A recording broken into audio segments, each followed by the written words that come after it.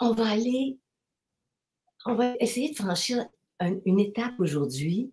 On va faire des expériences. On va faire des expériences humaines, profondes, mais pas troublantes. C'est ce que j'aimerais qu'on fasse. On fait une expérience. On est-tu d'accord? Moi, je te suis. Parce qu'en plus, je trouve ça très intéressant parce que j'apprends à découvrir. Chaque fois qu'on a un podcast ensemble, j'ai l'impression que tu nous amènes un peu dans ton univers de programmation neurolinguistique. Puis, quand on parle de ça, NetTech, PNL, pour des gens, ça ne veut pas dire grand-chose, mais à chaque fois, j'ai l'impression que tu nous plonges dans cet univers-là. Puis aujourd'hui, je pense qu'on va y aller encore une fois pour comprendre des angles différents par rapport à nous-mêmes, parce que nous, le lundi, on travaille sur nous-mêmes. Oui. C'est un peu ça le mandat, là. Bon, alors on le respecte, le mandat. Écoute, quand ma boss me dit mon mandat, moi, je le respecte. Sinon, je vais me faire taper sur les doigts. Comment apprendre de nos expériences positives? On parle d'introspection. OK? Avec Pierre Mailloux, on a parlé de ça. Ça fait des années. La psychopop en parle. Comment on peut faire ça quand tu as peur de ça? Introspection, là, ça fait oh, j'aime pas aller visiter ce qu'il y a en moi, j'aime pas ce que ça va soulever. Parce que à partir du moment où on est, c'est un milliard d'expériences qu'on a vécues qui calent dans notre inconscient, qui bouillonnent dans notre inconscient, puis à un moment donné, ça remonte, ça fait mal, tu sais pas pourquoi t'es pas bien. Puis t'es pas bien des fois pendant plusieurs jours, une semaine. Alors, comprendre ces mécanismes-là, puis c'est Carl Jung qui a mis ça, tu sais, tout l'aspect inconscient avec Freud, c'est un outil de compréhension de nous-mêmes formidable. Maintenant, quand on se dit, je vais faire une introspection, ça fait mal, ça risque de pas être confortable, je vais découvrir quoi, ça me tente pas. On va y aller de façon positive. Puis, j'aime ça. J'aurais envie de te faire puis aux membres Patreon aussi, un genre de confidence.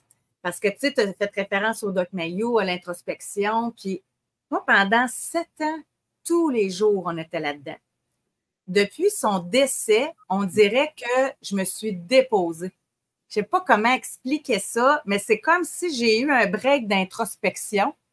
C'est spécial à dire, hein, mais c'est parce que, tu sais, pensez tous les jours, pendant 1h30 de temps, on était là-dedans, puis que ce soit si d'ailleurs vous voulez en parler, vous aussi, là, les auditeurs qui sont en direct, ou même vous pourrez le commenter, ceux qui regardent en rediffusion, j'ai l'impression que je ne suis pas la seule.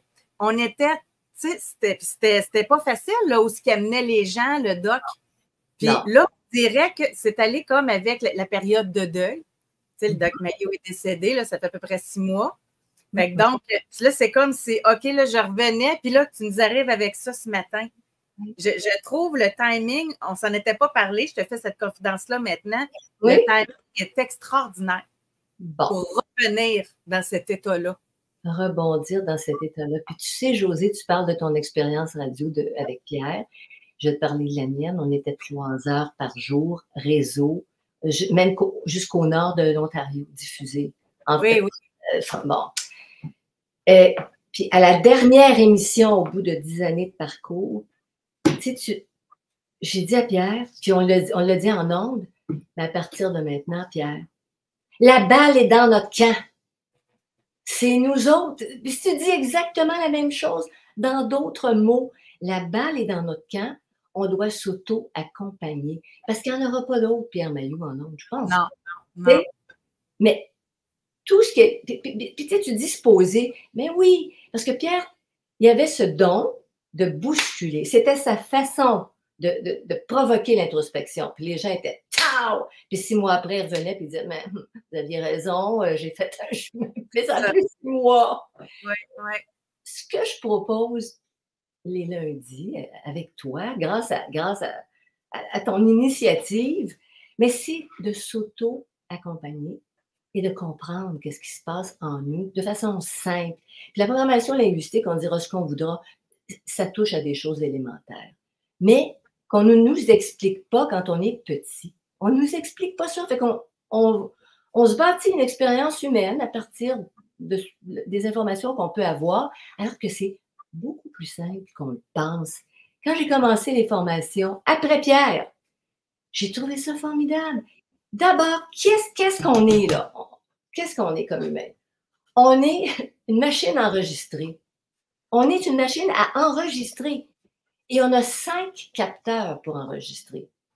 2 yeux, pas 1, 2. Ils donnent une perspective différente. 2 oreilles, on a un corps. Oups, on a des feedbacks. Moi qui parle trop fort. Non, moi, ça va. On dirait que de ton côté, il y a un petit problème de son, ça se peut-tu?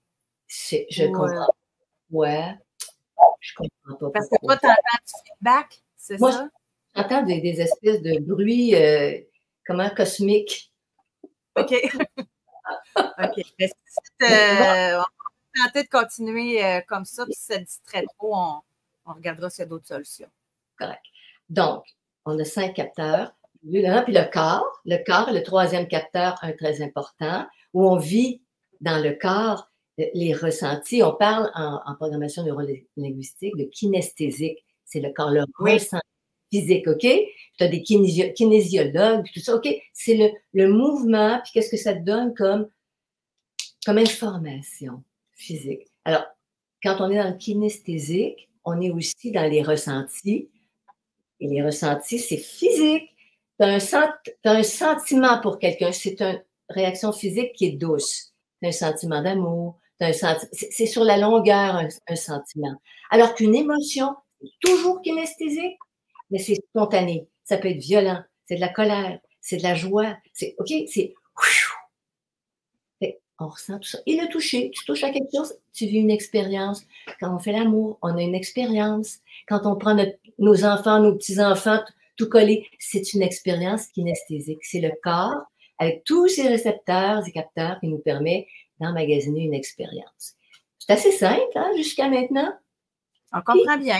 On comprend bien. Puis, il manque 2 capteurs qui sont plus secondaires, mais ils peuvent être extrêmement utiles. L'odorat et le goût, qui nous apportent des expériences complémentaires.